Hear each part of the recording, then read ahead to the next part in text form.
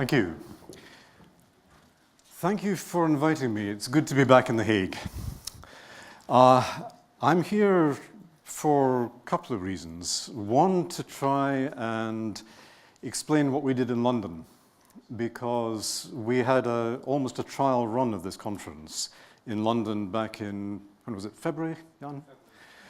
When we got together a group of people to talk about what has the UK learned in this space.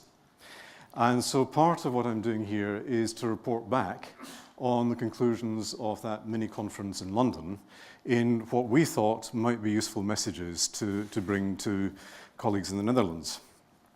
The other reason is because I used to be a member of the Risk and Regulation Advisory Council. Risk and Regulation Advisory Council. Now, down in the foyer, you'll see two books. The blue one is from the Better Regulation Commission, Risk, Responsibility and Regulation, Whose Risk Is It Anyway?, which is a seminal work in regulation. And it created a huge amount of interest. As you've seen from today, this is a fascinating topic, but it also kept coming up with the question, but so what? It's very interesting to discuss it, but it's also very confusing to discuss it, because risk is just so diffuse. So when the Better Regulation Commission was closed down, the Risk and Regulation Advisory Council was set up essentially to try and follow through on the risk report. So what we came up with, Response with Responsibility, is trying to work through what was originally done by the Better Regulation Commission in raising these questions. And it was very clear this morning, listening to some of the sessions, that it is a fascinating subject, but we don't know exactly what it is. And we don't know exactly which questions to be asking. And it's all very confusing. Now, we went through all that confusion, and so we've tried to put some sort of order on it. And we've done that by coming up with the concept of public risk. Now, Simon has been talking about crisis management, where there is a real crisis that government has to respond to. The way we have defined public risk is not in relation to the risk itself, but in relation to the public's reaction to the risk. So the issue that we were looking at was public anxiety over risk issues and the pressures that you then get on government to do something. And whenever government has to do something, it is normally regulation. So what we were looking at was those risks that may affect any part of society, so totally wide. What identifies them is these are risks that the public decides the government has to respond to. And it's almost impossible to predict what these are going to be. Sometimes they're quite obvious. If children are murdered, then you will get a lot of anxiety. But other things, suddenly the public is very anxious about something for no particular reason. Other times, they don't seem to be getting excited about something that's very important. So, we were looking primarily at how you manage a government response to heightened anxiety. And we came up with 5 main conclusions. When we started out on this, we thought regulation is bad, leaving people free to manage their risks is good. So it was a rather binary decision. Probably our job on the RREC was to stop the government regulating in haste. But then we discovered, when we started to look at it, that it's not actually the regulations themselves that very often cause the problems. And if government didn't regulate, people were not, in fact, free to manage the risks themselves because of the people we called risk actors and risk mongers. There are so many people in society who have an interest in escalating risk. And this is what we found to start complicating our job. And we had a great example of a person in a small community who wanted to do something with the community in the village hall. And he couldn't do it because, first of all, he wasn't allowed to have that many people in the hall because of fire regulations. Secondly, he wasn't allowed to have any coffee or cakes because of food safety regulations, and he couldn't get insurance cover for public liability insurance anyway, so he just stopped. Now, in that situation, none of that has anything to do, in fact, with the regulations. And it's all to do with advisors, consultants, various people who have an interest in working in the world of risk. And the world of risk is getting everywhere. So you have the rise of the risk actors and the risk mongers. And so we recognized we're actually dealing with complex systems. And it is not a simple answer of do you regulate or not. That is just one factor. Ministers and civil servants are just themselves risk actors in this broader system. Second thing, when you're trying to manage risk, you do need data, you need information, you need some way of managing the risk and assessing it. But very often the problem is there's too much data, and that is where the consultants come in. So the consultants have taken a system like HACCP, which is meant to be flexible and helpful to small businesses, but they end up by interpreting all the regulations and interpreting them in rather extreme ways. So most of the silly stories that you hear about the nanny state don't come from the regulations, they come from advisors. But that is the reality you're dealing with. We also notice the intolerance of failure. And this problem about always wanting safety is if that's the only question that you're being asked. If you're asked, do you want to be safe? Then most of you would probably say yes. But if you say, do you want to be safe because this is going to happen, then you may want to weigh that up. And the worst problem giving rise to bad regulation is where the trade-off is not explained, where it's just a one-dimensional problem.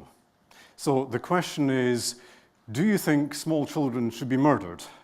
Well, most people would say, nope, we don't think that. But if you say to them, how much money are you going to put into social services to give a particular level of protection? How many liberties are you going to constrain in order to provide greater protection? They start to say, oh, right, your job, you're the politician, you sort it. But if you just present it as safety or murder or simple one-dimensional issues, then you never get a debate. Then pressure for announcements. One of the most challenging things in the RREC was this point of a presentation where I try and make people feel sorry for politicians. Now, this is a difficult task, but I've worked with politicians for 25 years, and some of them deserve sympathy. Others deserve what they get, but a lot of them deserve sympathy. And, I mean, both Simon and I have been through a lot of crises with ministers, and they are in an impossible position. Some of the worst regulation that we've had on the statute book, the ministers knew when they were passing it that it was lousy regulation, but they had run out of options. A lot of bad regulation is not just rushing in to do something quickly, it's responding to the pressure from the people, from the media, from the opposition, and that pressure is very intense. If you don't act immediately, then you're incompetent. If you act quickly, then you're being dictatorial. You can't win. So ministers really can't win in a crisis. The final element that we looked at, though, was the impact on personal responsibility. Because each time ministers decide something must be done and they will do it, because this is what appeals to them, they're taking the responsibility away from somebody else. And this can be very damaging constitutionally if they're actually taking over the function of some other organization where the problem arose, whose job it is to actually deal with the issue. So very often when ministers decide that in the full glare of publicity they will solve the problem, they are disenfranchising or disempowering somebody else. Taking this a lot wider, what we were seeing was a tendency to disempower communities or individuals. Because the other message ministers send each time they say, I can solve this, is that these problems can be solved. And that it's not just bad luck or bad things happen, it's always somebody else's responsibility. So what we're seeing is an erosion in the notion of individual responsibility and community responsibility on the assumption that it's not our problem anymore. If something bad is happening, then it's because an official or a government or a professional somewhere isn't doing their job properly. And this message keeps being embedded each time ministers say, we will make sure this never happens again. So these were the main themes that we came up with.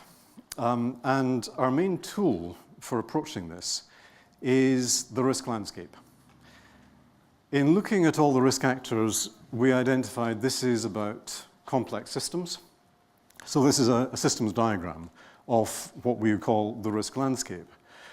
I'm not going to take you through it, and it's rather detailed to try and read at a distance, but I think it ought to be in here somewhere. Suffice to notice that we have identified a lot of different actors in this map. Standard setters, insurers, regulators, experts, academics, business, public, media, ministers, civil servants, single issue groups. All these come together, and they all play a part in whether the public ends up being anxious or not. And in various ways, they can either manage the risk or escalate the risk or calm things down. But the main thing is, it is a complex system, and with complex adaptive systems, if you make a change, then the system adapts to that change.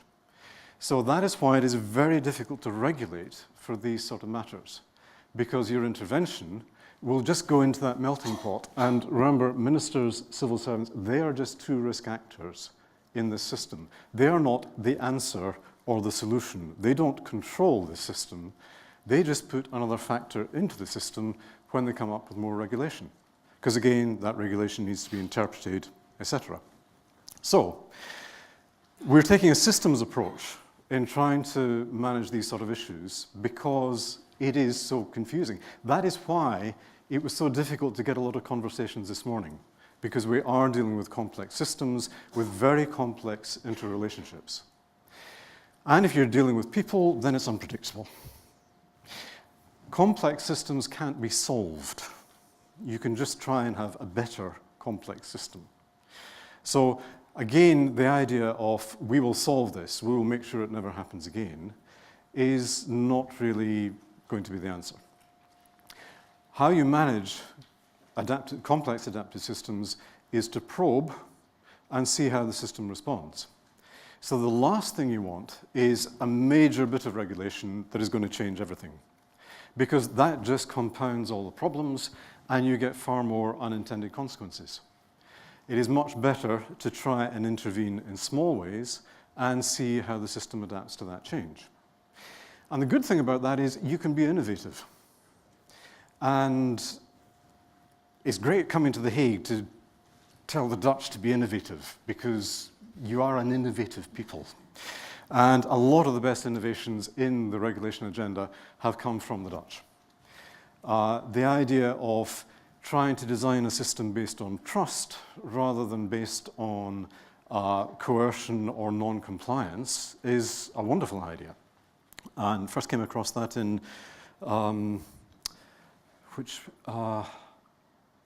Tilburg.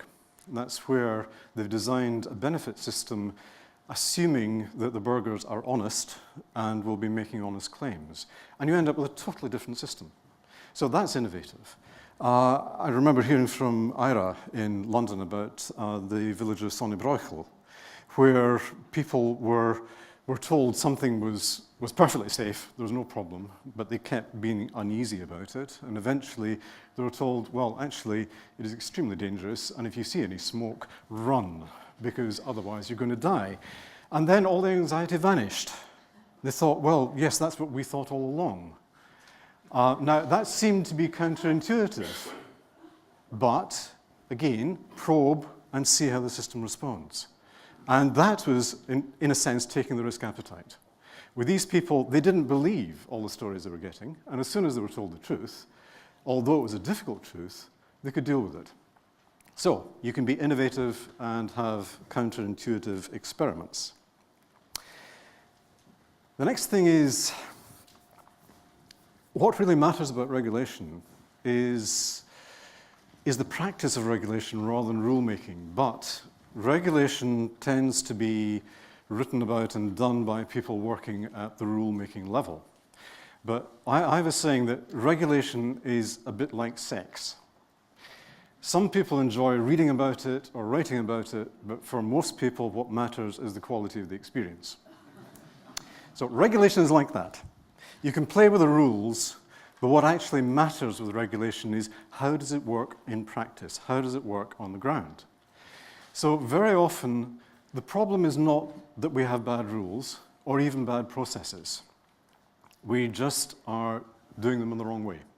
I was delighted to hear that story this morning about the minister who was brave enough to say that after that prisoner on parole killed somebody, he said, well, sorry, that happens, but it's not a bad system and we'll stick with the system. Wow, that's what you need. And so often that is what ministers don't have the courage to do. So it is easier always to look at, can we solve this at the rulemaking level? Because that's what we do as policymakers. We play around with rules. But what really matters is how they work on the ground, which takes me back to the risk landscape and the fact that you have all these other people with their interests in using the policies and the rules that you come out with for their own reasons. So we would say that these issues of managing public risk need a social or a socio-political framework rather than just a juristic framework. And also, public risk is about very deep issues because it's about anxiety. And although the public may be described as irrational, that's not actually right. They're non-rational. That is, there's more to life than rationality. And there has been for millions of years before Descartes. And we tend to ignore the non-rational side, which includes some good things like values, beliefs, truth, wisdom, judgment, intuition. And we think, no, all that has to be controlled. We'd rather have science and evidence and rational decision-making and rules. But the public, they live in the world of values and beliefs. And so when you get heightened public anxiety, then you have a genuine political question of what is an appropriate response in a democratic society to heightened public anxiety. Is not necessarily just telling them to pull themselves together and grow up. That is not necessarily an appropriate response to the public. You may disagree with why they're upset, but if they are genuinely upset, then as a democratic government, you have a responsibility to do something about that. And risk nowadays is almost become the lowest common denominator for secular values. There are some people who argue that risk is the only value that we can now agree on. Trying to avoid damage to people is the one thing that everyone can agree on. And it's interesting, the corollary of this idea that risk is the only value left in a secular society. I do a lot of work in Nigeria, in a Sharia state. And I have had arguments with some Islamic clerics who say, managing uncertainty is for Allah, not for man. So risk management is not something that man should be involved in. So where you're dealing with a very strong faith community, then sometimes risk is simply not an issue because that is Allah's will. Whereas in a secular society, trying to avoid damage to other people tends to be the one thing that everyone can agree on. And I think that is one of the reasons that you're seeing risk becoming so diffuse. Risk management of everything. Because it's one way of trying to get some legitimacy into whatever management system you're trying to sell. So you are dealing with very deep issues that people feel strongly about. Can you depoliticize this? And there have been a lot of attempts to try and take some of these decisions out of the political sphere and leave it to experts or independent, arm's-length bodies of good people. And that is fine. A lot of that is successful, but you have to recognize there are limits, because essentially a lot of these questions are political and you can't depoliticize them. But the politics of safety is where we really have the problems. The public may be non-rational, but they're not stupid. And that's another mistake that politicians can make. That just because people identify a risk and get worried and don't actually work out what the probability is, you may say, well, that's irrational, that's stupid. It's not. That's actually how we live our lives. And that we live on hope a lot of the time, and sometimes we're concerned about fate or destiny. And if I asked for a show of hands of how many of you in the last few months have paid any money to a national lottery, then probably nobody would own up to it, but I'll bet you that half of you have. And the probability of winning anything on the national lottery is almost zero. And you are all intelligent people. So it's how we live. And that has to be taken into account, because that is the world of politics. Whether or not it's the world of theoretical policy, it is the world of politics. So how can we try and advise ministers on how to manage public risk? And the key to it is being able to present the trade-off.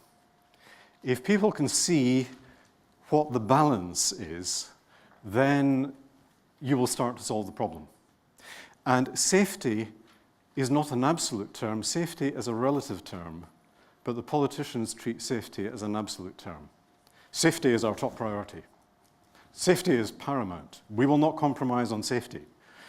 Well, that's nonsense, because safety is a relative term. The challenge is in being able to present the trade-off. The volcanic ash cloud was a fascinating case study, because at the start, it's quite obvious something was wrong. There was a danger of large aircraft full of people falling out of the sky. In anybody's book, apart from perhaps Al-Qaeda, that is bad and should be avoided. And if we've got serious doubts about what's going to happen, then most people would say, okay, you don't fly, you don't go through the cloud. So far, so good. But then the counterfactual started to come up. It wasn't just safety, it was, well, now we've got a problem because, okay, this has been very interesting, but we actually want to get home. Or we've got a business appointment. Or I need a life-saving operation on the other side of the world. And you then saw the impact of not allowing the flights. So then you got the balance. And you started to get very confused messages, but you started to get much more of a debate on what should happen. And now, looking a few weeks on, people are recognizing this is something we have to adapt to. So the way that we can try and help politicians in dealing with these issues is to find a way of being able to present the trade-off. And it's difficult for politicians to do that. If the issue is children are being murdered because of inadequate social care, it's difficult for ministers to say, ah, yes, but. Because as soon as they say but, they're attacked for being callous and not caring about these poor children. Much better if there can be some other voice of reason, some other group that can try and present the trade-off, and then the minister can make a magisterial decision between the two sides. That's what they'd enjoy doing. And that's actually more of their function. So the challenge is, how do you present the trade-off? And the final point is coming back to the title of the original report, whose risk is it anyway? The good news for the politicians is they don't always have to make the safety decision. But the challenge for them is, at what point can they delegate that decision to somebody else, and to whom? Again, going back to volcanic ash. KLM, the world's reliable airline. I would actually trust KLM more than I would trust many politicians. And I haven't said in which country the politicians. And remember, I work in Nigeria. Yeah, I'm covered. When you look at that situation, clearly at the start, this was public risk. There was a clear government or even international involvement in this, and it was quite clear at the start, you just stop everything until you've got a better idea. And it would be great to wait until you have enough evidence to be clear about what the answer is, but you then get these pressures building up on, but we've got to get back with our lives. We've got to get all these people back from the other side of the world. We've got to get things moving again. So the pressure was there before you had the evidence. You had to make a decision. So did the governments need to make that decision, or should their decision just be, right, we'll leave it to the airlines and the traveling public? Because any airline knew the first airline that put a plane up that came down would go bust. They'd go the way of Pan Am after Lockerbie. So certain death for an airline if they went too soon. So at some point, could the governments not have passed the decision down to the airline? But yet again, with the airlines, when you start to unpack that, remember risk actors, etc., is not the boss of KLM that makes the decision. He would consult KLM's insurers. KLM's insurers would be talking to the engine manufacturers, GE and Rolls-Royce, and are they going to say our engines are safe? Because again, the problem with the risk actors is they all have a particular interest in which answer they give. So just putting it down to the airline level, that would be an extremely difficult decision for them to take. But this is what we've tried to argue in both of these papers, that the real issue in this agenda is who is it that should be responsible for taking the risk decisions? Who is it that should be responsible for managing these sort of decisions? And the final point there on the slide is we need to develop political value, i.e. something that is seen as valuable in a political sphere, where ministers restore responsibility where it belongs rather than grabbing more responsibility to themselves at each opportunity. Which is why I go back to that minister who said, well, I'm really sorry about the person who was murdered, but actually that's the system and that's what we're going to stick with. Thank you.